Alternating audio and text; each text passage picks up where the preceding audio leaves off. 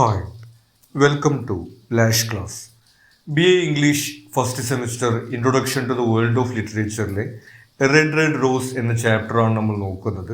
Scottish poet Robert burns എഴുതിയിട്ടുള്ള ഒരു romantic പോയമാണ്. നമ്മളിവിടെ ആ പോയത്തിൻ്റെ ഒരു അനാലിസിസും അതിലെ തീംസ്, ലിറ്റററി ഡിവൈസസ് തുടങ്ങിയ ഇമ്പോർട്ടൻ്റ് പോയിന്റ്സുമാണ് പ്രൊവൈഡ് ചെയ്യുന്നത്. ഈ ചാപ്റ്റേഴ്സിൻ്റെ ക്വസ്റ്റ്യൻ ആൻസേഴ്സിൻ്റെ വീഡിയോസ് നമ്മൾ ഉടൻ തന്നെ അപ്ലോഡ് ചെയ്യുന്നുണ്ട്. അത് പ്ലേലിസ്റ്റിൽ അവൈലബിൾ ആയിരിക്കും. അപ്പോൾ നിങ്ങൾക്കത് മിസ് ചെയ്യാതിരിക്കാൻ വേണ്ടിയിട്ട് നിങ്ങൾ ഈ ചാനൽ ഇതുവരെ സബ്സ്ക്രൈബ് ചെയ്തിട്ടില്ലെങ്കിൽ സബ്സ്ക്രൈബ് ചെയ്യുക. ഇപ്പോൾ നമുക്ക് ഈ റെഡ് റെഡ് റോസ് എന്നുള്ള പോയം നോക്കാം. Oh my love's like a red red rose that's newly sprung in June. അപ്പോൾ പോയിട്ട് പറയുന്നു അദ്ദേഹത്തിൻ്റെ പ്രണയം ജൂണിൽ വിരിഞ്ഞ ഒരു ചുവന്ന് തുടുത്ത റോസാപ്പൂവ് പോലെയാണെന്ന്. നമുക്കറിയാം, നമ്മൾ പ്രണയത്തെ പലപ്പോഴും റോസാപ്പൂവുമായിട്ട് കമ്പയർ ചെയ്യാറുണ്ട്. അതിൻ്റെ റെഡ് കളറ് ഒരു ഇമോഷണൽ ഇൻറ്റൻസിറ്റിയെ കാണിക്കുന്ന കളറാണ് റെഡ്, നമുക്കറിയാം. റോസ് അതുപോലെ തന്നെ പ്രണയത്തിൻ്റെ ഈ ഒരു നിർമ്മലതയെ കാണിക്കുന്നതാണ്. അപ്പോൾ അത്തരത്തിലുള്ളൊരു പ്രണയമാണ് അദ്ദേഹത്തിൻ്റെ എന്ന് അദ്ദേഹം തുടക്കത്തിൽ തന്നെ പറയുന്നു. Oh my love's like the melody that sweetly played in tune. അതുകൂടാതെ അദ്ദേഹം പറയുന്നത് അദ്ദേഹത്തിൻ്റെ പ്രണയം ഒരു മെലഡി പോലെയാണെന്ന് പറയുന്നു. അതായത് ഒരു ഹാർമോണിയസ് ആയിട്ടുള്ള, നമ്മൾ മലയാളത്തിൽ സ്വരച്ചേർച്ച എന്നൊക്കെ പറയുമല്ലോ, രണ്ടുപേര് തമ്മിൽ നല്ല രീതിയിൽ ഉള്ളൊരു കണക്ഷൻ ഉണ്ടെങ്കിൽ നമ്മളൊരു സ്വരച്ചേർച്ച എന്ന് പറയുന്നത് പോലെ അത്തരത്തിലൊരു ഹാർമോണിയസ് ആയിട്ടുള്ള ഒരു റിലേഷനാണ്, പ്രണയമാണ് എന്നുള്ള കാര്യമാണ് അദ്ദേഹം തുടക്കത്തിൽ പറയുന്നത്. അപ്പോൾ ഫസ്റ്റ് ചാൻസയിൽ അദ്ദേഹത്തിൻ്റെ പ്രണയത്തെ അദ്ദേഹം ഒരു റെഡ് റോസിനോടും അതുപോലെ ഒരു മെലഡിയോടുമാണ് കമ്പയർ ചെയ്യുന്നത്. സോ ഫെയർ ആർട്ട് ദോ, നീ എന്തൊരു സുന്ദരിയാണ്. മൈ ബോണി ലാസ്, എൻ്റെ സുന്ദരി കുട്ടി. So deep in love am I, ഞാൻ നിന്നോട് അത്രമേൽ ആഴത്തിൽ പ്രണയത്തിലാണ്. അപ്പോൾ അടുത്തതായിട്ട് അദ്ദേഹത്തിൻ്റെ പ്രണയിനിയെ അഡ്രസ്സ് ചെയ്യുകയാണ്. സുന്ദരി എന്നാണ് അവളെ വിശേഷിപ്പിക്കുന്നത്. ബോണി ലാസ് എന്ന് പറയുന്നത് സ്കോട്ടിഷ് പ്രയോഗമാണ്. ബോണി എന്ന് പറയുന്നത് സുന്ദരി, അതുപോലെ ലാസ് എന്ന് പറയുന്നത് ലേഡി, സുന്ദരിയായ യുവതി എന്നുള്ള അർത്ഥമാണ് ആ പ്രയോഗത്തിന് വരുന്നത്. അപ്പോൾ ഇദ്ദേഹത്തിൻ്റെ പ്രണയിനിയെ വളരെ സുന്ദരിയാണെന്നും അതുപോലെ ഇദ്ദേഹം വളരെ ആഴത്തിൽ പ്രണയത്തിലാണെന്നുള്ള കാര്യമാണ് അടുത്തതായിട്ട് അദ്ദേഹം പറയുന്നത്. ആൻഡ് ഐ വിൽ ലവ് ദീ still my dear till all the sings gang dry. അതിനുശേഷം അദ്ദേഹം നമ്മൾ കേട്ടിട്ടുള്ള പല കവിതാക്കളെയും പോലെയുള്ള ഒരു വാഗ്ദാനമാണ് നൽകുന്നത്. ഈ കടലുകളെല്ലാം വറ്റുന്നത് വരേക്കും ഞാൻ നിന്നെ സ്നേഹിക്കുമെന്നാണ് അദ്ദേഹത്തിൻ്റെ പ്രണയിനിയോട് പറയുന്നത്. അതായത് നമുക്കറിയാം, കടലുകളൊന്നും അങ്ങനെ അത്ര എളുപ്പം വറ്റാൻ പോകുന്നില്ല. അപ്പോൾ ഒരു ഇറ്റേണൽ ആയിട്ടുള്ള ഫോർ എവർ എന്ന് നമ്മൾ പറയാറുള്ള ഒരു പ്രോമിസ് ഉണ്ടല്ലോ, അതുപോലെ ഈ കടലുകളെല്ലാം വറ്റുന്ന കാലം വരേക്കും ഞാൻ നിന്നെ സ്നേഹിക്കും എന്നാണ് അദ്ദേഹം പ്രണയിനിയോട് പറയുന്നത്. Till all the seas gone dry, my dear. ഈ കടലുകളൊക്കെയും വറ്റുന്നവരേക്കും എൻ്റെ പ്രിയപ്പെട്ടവളെ. And the rocks smell with sun. അതുപോലെ ഈ പാറകളെല്ലാം സൂര്യൻ്റെ ചൂടിൽ അലിഞ്ഞില്ലാതാവുന്ന കാലം വരേക്കും. അപ്പോൾ വീണ്ടും ഇറ്റേണൽ ആയിട്ടുള്ള ഫോർ എവർ ആയിട്ടുള്ള ഒരു പ്രണയമാണ് എന്നുള്ള കാര്യമാണ് നമ്മുടെ പോയിട്ട് ആവർത്തിച്ചുകൊണ്ടിരിക്കുന്നത്. അപ്പോൾ ഈ പാറകളെല്ലാം അലിയുന്നത് വരേക്കും, ഈ കടലുകളെല്ലാം വറ്റുന്നത് വരേക്കും, അതായത് എക്കാലത്തേക്കും ഞാൻ നിന്നെ പ്രണയിക്കുമെന്ന് നമ്മുടെ ഈ കാമുകൻ പറയുന്നു. ആൻഡ് ഐ വിൽ ലവ് ദീ still my dear well the Sands of life shall run. അതുകൂടാതെ സാൻഡ്സ് ഓഫ് ലൈഫ്, ജീവിതത്തിൻ്റെ മണൽത്തരികൾ. നമ്മളൊരു മണൽ ഘടികാരത്തിൻ്റെ ചിത്രം കണ്ടിട്ടുണ്ടായിരിക്കുമല്ലോ, ഇങ്ങനെ സമയം പോകുന്നതിനനുസരിച്ച് മണൽത്തരികൾ ഇങ്ങനെ വീഴുന്നത്. അപ്പോൾ ജീവിതത്തിനെ ഒരു മണൽ ഘടികാരത്തോട് കമ്പയർ ചെയ്തിരിക്കുകയാണ്. ആ മണൽത്തരികളെല്ലാം വീഴുന്നത് വരേക്കും, അതായത് ജീവിതകാലം മുഴുവനും എന്നാണ് ഉദ്ദേശിക്കുന്നത്. അങ്ങനെ ജീവിതകാലം മുഴുവനും ഞാൻ നിന്നെ പ്രണയിക്കും എന്നാണ് നമ്മുടെ കാമുകൻ അദ്ദേഹത്തിൻ്റെ പ്രണയിനിയോട് പറയുന്നത്. And fare thee well my only love and fare thee well a while. അതിനുശേഷം അദ്ദേഹത്തിൻ്റെ പ്രണയിനിയോട് അദ്ദേഹം യാത്ര ചോദിക്കുകയാണ് ചെയ്യുന്നത്. അപ്പോൾ നമ്മൾ വിചാരിക്കുമ്പോൾ എല്ലാ കാലത്തേക്കും സ്നേഹിക്കുന്ന കൊണ്ട് യാത്ര ചോദിക്കുകയാണോ എന്ന്. പക്ഷെ അങ്ങനെയുള്ള ഒരു ഗുഡ് ബൈ അല്ല, കുറച്ച് കാലത്തേക്ക് അവര് വിട്ടു നിൽക്കാൻ വേണ്ടി പോവുകയാണ്. നമുക്കറിയാം, ജോലിയുടെ ഭാഗമായിട്ടും മറ്റുമായൊക്കെ ബന്ധപ്പെട്ടുകൊണ്ട് എപ്പോഴും ഒരുമിച്ചായിരിക്കാൻ സാധിക്കില്ല. ജീവിതത്തിന്റെ യാഥാർത്ഥ്യങ്ങൾ അങ്ങനെയാണ്.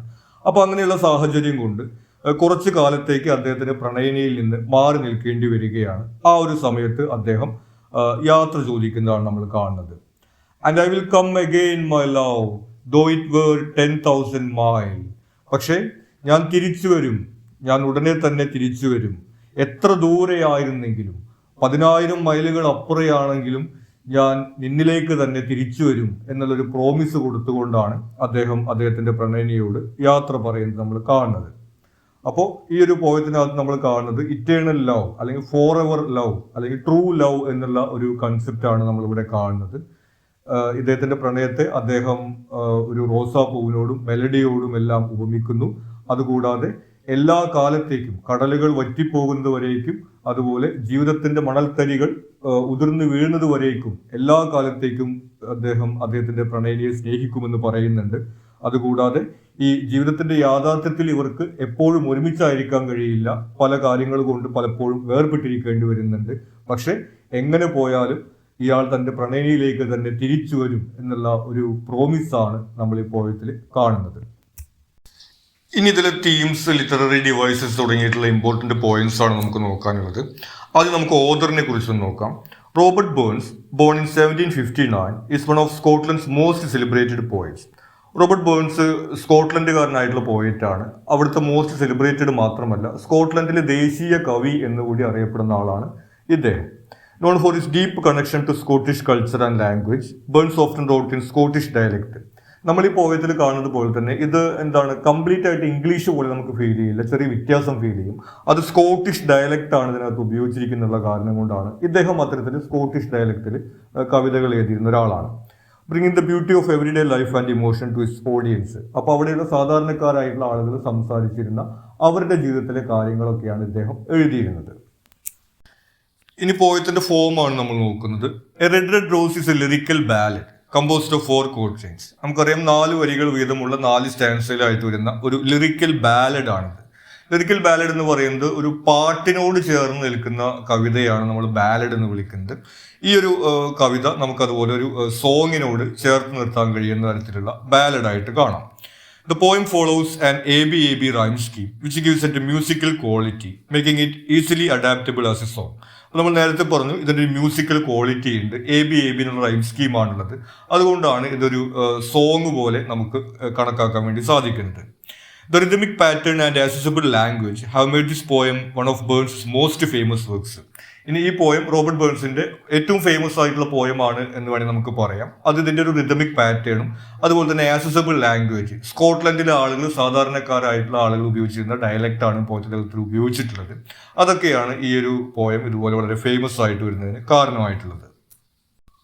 ഇനി ഇതിലെ ലാംഗ്വേജിനെ കുറിച്ചിട്ടാണ് പറയുന്നത്. നമ്മൾ ശ്രദ്ധിച്ചിട്ടുണ്ടായിരിക്കും ഇതിൽ നോർമൽ ഇംഗ്ലീഷ് അല്ല ഉപയോഗിച്ചിരിക്കുന്നത്. The use of Scots dialects in words like love, gang and wheel adds a personal and cultural touch, grounding the poem in Burns' Scottish heritage. അപ്പോൾ ഇതിൽ ഒരു സ്കോട്ടിഷ് ഡയലക്റ്റ് ആണ് ഉപയോഗിച്ചിട്ടുള്ളത്. സ്കോട്ട്ലൻഡിലുള്ള ആളുകൾ ഉപയോഗിക്കുന്ന വേർഡ്സും ഫ്രേസസും ഒക്കെയാണ് ഈ ലവ്, ഗാങ്, വീൽ തുടങ്ങിയിട്ടുള്ള വാക്കുകളിൽ, അതുപോലെ ബോണി ലാസ് എന്നുള്ള ഒരു ഫ്രേസിലൊക്കെ നമ്മളിത് കാണുന്നുണ്ട്. അപ്പോൾ ഇത്തരത്തിൽ ഒരു സ്കോട്ടിഷ് ഹെറിറ്റേജ് ഈ പോയം ഷെയർ ചെയ്യുന്നുണ്ട്. ഇനി ഇതിലെ തീംസ് ആണ് നമുക്ക് നോക്കാനുള്ളത്. നമുക്കറിയാം ഇറ്റേണൽ ലവ് ആണ് ഇതിൽ പ്രധാനമായിട്ടൊരു തീമായിട്ട് വരുന്നത്. ഫോർ എവർ ലവ് അല്ലെങ്കിൽ ട്രൂ ലവ് എന്നൊക്കെ പറഞ്ഞൊരു കൺസെപ്റ്റ് ആണ്. The poem explores the theme of eternal love, expressing a commitment that enjoys beyond time and physical separation. ഇവർ വേർപിരിയേണ്ട സാഹചര്യം ഉണ്ടെങ്കിലും എപ്പോഴും കൂടെ ഇല്ലെങ്കിലും അതുപോലെ തന്നെ എത്ര കാലം കടന്നു പോയി കഴിഞ്ഞാലും അവരുടെ സ്നേഹം ഇതുപോലെ തന്നെ തുടരും എന്നുള്ളൊരു തീമാണ് നമുക്ക് അവിടെ കാണാൻ കഴിയുന്നത്. Burns emphasises that true love is not bound by temporary limits. അപ്പോൾ ട്രൂ ലവ് ആണെങ്കിൽ അവരെത്ര ദൂരെയായിരുന്നാലും എത്ര കാലം കഴിഞ്ഞാലും ആ ഒരു സ്നേഹത്തിൽ ഒരു മാറ്റം വരില്ല എന്നുള്ളൊരു തീമാണ് നമുക്കിതിൽ കാണാൻ കഴിയുന്നത്. അടുത്ത തീം വരുന്നത് ബ്യൂട്ടി ആൻഡ് യൂത്ത് ആണ്, അല്ലെങ്കിൽ യൗവനത്തിലെ സൗന്ദര്യമാണ്. The freshness and beauty of love are likened to a red rose in full bloom, symbolizing the vibrancy and passion of young love. അപ്പോൾ ഇവര് യങ് ആണ്, ചെറുപ്പക്കാരാണെന്നുള്ള കാര്യം നമുക്ക് അറിയാം. അദ്ദേഹത്തിന്റെ പ്രണയിനിയെ ഇതുപോലെ യങ് ലേഡി എന്നൊക്കെ വിശേഷിപ്പിക്കുന്നത് നമ്മൾ കാണുന്നുണ്ട്. അപ്പോൾ അത്തരത്തിൽ ആ ഒരു യൂത്തിൽ ഉണ്ടാവുന്ന ഇതുപോലെ ഇമോഷണൽ ഇന്റൻസിറ്റിയെ കുറിച്ചിട്ട് ഈ ഒരു പോയത്തിനകത്ത് പറയുന്നുണ്ട്. The metaphor of rows in June, just blossoming suggest love at its peak. അതുകൂടാതെ ജസ്റ്റ് ബ്ലോൺ, ഈ ഒരു റോസാപ്പൂവ് ജൂണിൽ ഇപ്പോൾ വിടർന്നിട്ടേ ഉള്ളൂ എന്നാണ് അദ്ദേഹത്തിന്റെ പ്രണയത്തെ കുറിച്ച് അദ്ദേഹം പറയുന്നത്. അപ്പൊ ഇവരുടെ പ്രണയത്തിന്റെ തുടക്ക കാലഘട്ടത്തിലാണ് ആ യൗവനത്തിലുള്ള ആ ഒരു വൈകാരികത ഇതിനകത്തൊരു തീമായിട്ട് നമുക്ക് കാണാൻ സാധിക്കും. പിന്നെ ഇമ്പോർട്ടന്റ് തീമായിട്ട് വരുന്നത് സെപ്പറേഷൻ ആൻഡ് ഡിവോഷൻ ആണ്. Despite acknowledging the inevitability of separation, the speaker reassures his lover of his unwavering commitment. അപ്പൊ നമുക്കറിയാം പ്രണയത്തിലാണെന്ന് കരുതിയിട്ട് എപ്പോഴും കൂടെ ഉണ്ടായിരിക്കാൻ വേണ്ടി കഴിയില്ല. ജീവിതത്തിന്റെ പല യാഥാർത്ഥ്യങ്ങളുണ്ട്. നമുക്കറിയാം ജോലിക്ക് പോവുക തുടങ്ങിയ പോലുള്ള പല കാര്യങ്ങൾ. അപ്പോൾ അങ്ങനെ ജീവിതത്തിന്റെ ഒരു യാഥാർത്ഥ്യം എന്ന നിലയ്ക്ക് എപ്പോഴും കൂടെ ഉണ്ടായിരിക്കാൻ കഴിയില്ല എങ്കിലും ആ ഒരു കമ്മിറ്റ്മെന്റിനകത്ത് യാതൊരു കുറവും ഉണ്ടാവില്ല എന്നുള്ളത് നമ്മുടെ ലവർ പറയുന്നുണ്ട്. He was to return no matter the distance or time apart. എത്ര ദൂരെയാണെങ്കിലും എത്ര കാലം കഴിഞ്ഞാലും തിരിച്ചു വരും എന്നുള്ളൊരു പ്രോമിസ് ആണ് അയാൾ കൊടുക്കുന്നത്. Demonstrating the strength and persistence of true love. അപ്പൊ നമ്മൾ നേരത്തെ ഒരു ഫോർ എവർ ലവ് അല്ലെങ്കിൽ ഇറ്റേണൽ ലവ് എന്ന് പറഞ്ഞതുപോലെ തന്നെ ആ ഒരു തീം തന്നെയാണ് ഇവിടെ ആവർത്തിക്കുന്നത്.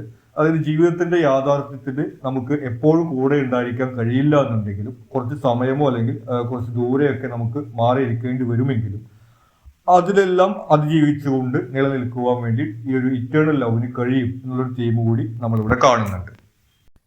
ഇനി ഇതിലെ ലിറ്റററി ഡിവൈസസ് ആണ് നമുക്ക് നോക്കാനുള്ളത്. ആദ്യം വരുന്നത് സിമിലിയാണ്. നമ്മുടെ ഫസ്റ്റ് ലൈനിൽ തന്നെ വരുന്നുണ്ട്.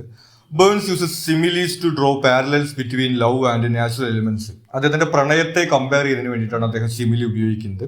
Four example, my love is like a red rose. അദ്ദേഹത്തിന്റെ പ്രണയത്തെ ഒരു റെഡ് റോസിനോട് അദ്ദേഹം കമ്പയർ ചെയ്യുന്നു. My love is like the melody. അദ്ദേഹത്തിന്റെ പ്രണയത്തെ ഒരു മെലഡിയോട് അദ്ദേഹം കമ്പയർ ചെയ്യുന്നു. Suggest that love is both beautiful and harmonious rooted in the natural world. അദ്ദേഹത്തിന്റെ പ്രണയം ഇതുപോലെ റോസാപ്പൂ പോലെ ബ്യൂട്ടിഫുൾ ആണ്, അതുപോലെ ഹാർമോണിയസ് ആണ് തുടങ്ങിയിട്ടുള്ള കാര്യങ്ങളാണ് ഈ സിമിലികളിലൂടെ അദ്ദേഹം പറയുന്നത്.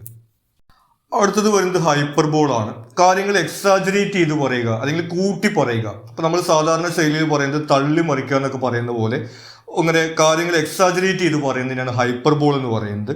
The speaker uses exaggeration to emphasise the strength and permanence of his love.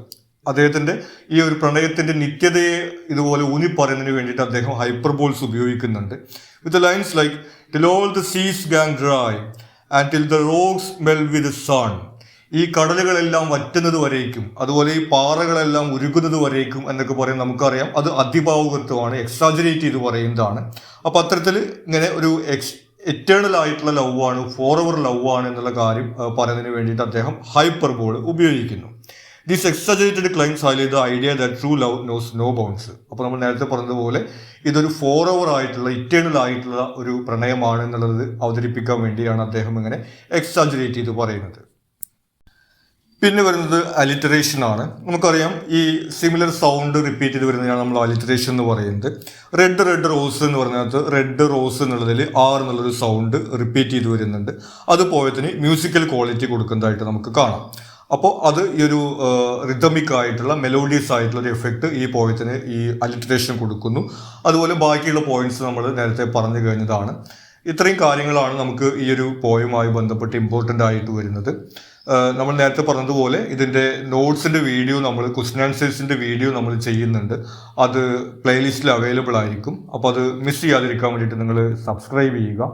നിങ്ങൾക്ക് മറ്റെന്തെങ്കിലും സംശയങ്ങളോ സജഷൻസോ ഉണ്ടെങ്കിൽ നിങ്ങൾ കമൻറ്റ് ചെയ്യുക. Thank you.